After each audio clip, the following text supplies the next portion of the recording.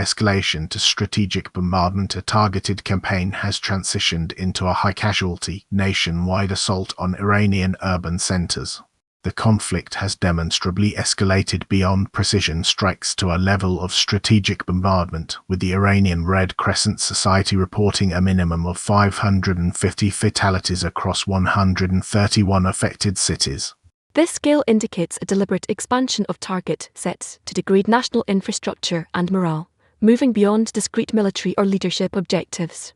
The mobilization of over 100,000 rescue personnel on maximum alert underscores the systemic strain on Iran's civil defense and emergency response capabilities.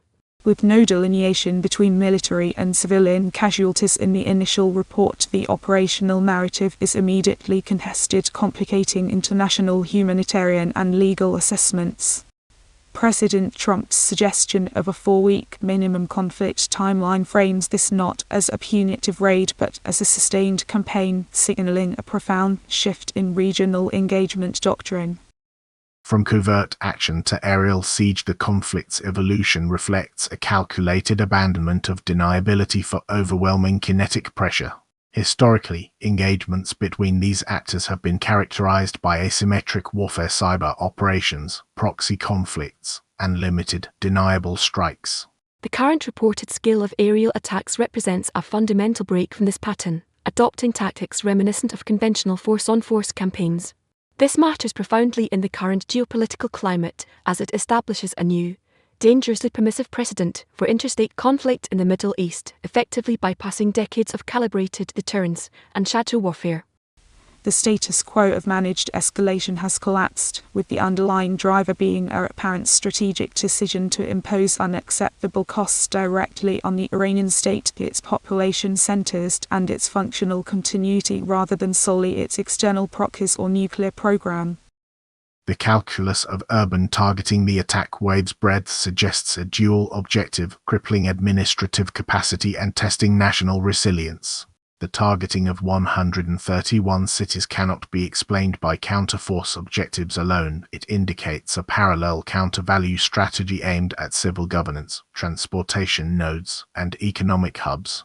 The 550-plus death toll, while a tragic humanitarian metric, is also a key data point in assessing the efficacy of Iranian air defense systems and the penetrability of its sovereign airspace by U and Israeli platforms.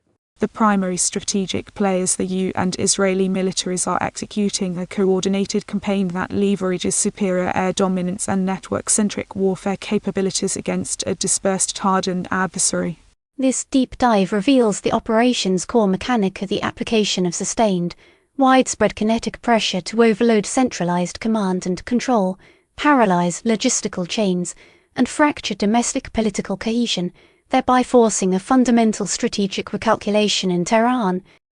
A protracted conflict with uncontainable fallout, the campaign will likely inflame regional instability and redefine the limits of military escalation.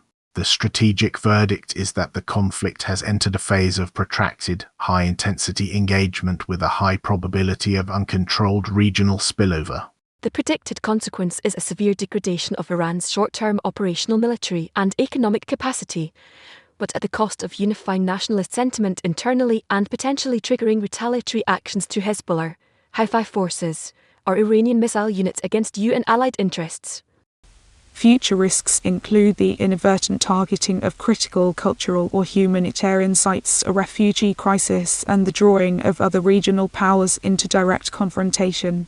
The critical next step for analysts is to monitor the resilience of the Iranian regime's internal security apparatus and the point at which the cost of continued bombardment outweighs the perceived strategic benefits for the attacking coalition, a calculus that remains dangerously opaque.